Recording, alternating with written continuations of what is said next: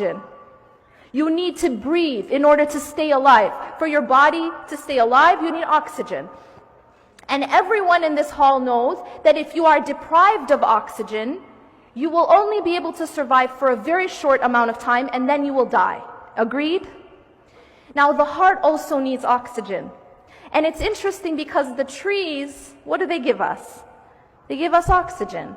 And in fact, Allah subhanahu wa ta'ala actually made this connection with the tree and the good word, the goodly word, that kalimatun tayyibah.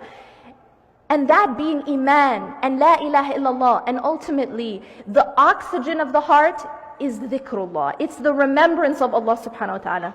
If we live our lives and we don't remember Allah, if we live our day, we go through our day and we aren't praying, it is exactly like a person who is being deprived of oxygen. And I don't need to tell you, we don't need an MD up here to tell you what's going to happen to that person. It's obvious. That person who is depriving themselves of oxygen is going to die.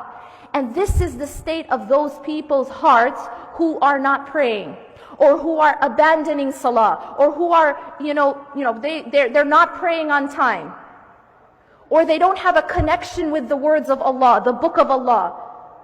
Because what they've done is they've deprived their heart of the oxygen, which is the remembrance of Allah. The remembrance of Allah is the oxygen of the heart. And this is just a funny example. You never have a person say, I'm too busy to breathe. Right? You don't have anyone say, I'm in a really important meeting, so I'm going to breathe tonight. Or I'm not having a good day, so I'll leave breathing till tomorrow. Because I'm really down, I'm not in a good mood. Nobody says I'm watching a TV show, so I'm not going to breathe. Or I'm at the mall.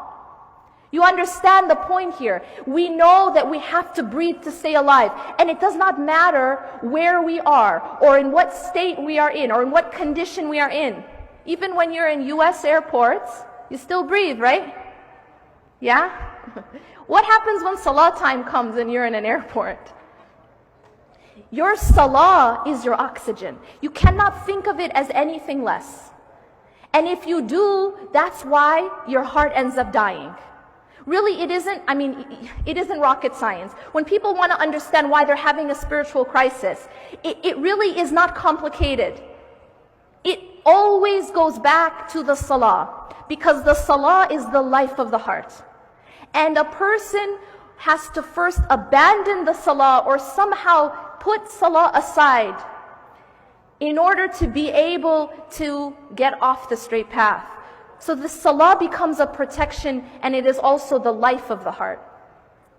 Now, we also know to take care of the body, we need food. We have to feed the heart. What is the food of the heart? It is also the remembrance of Allah.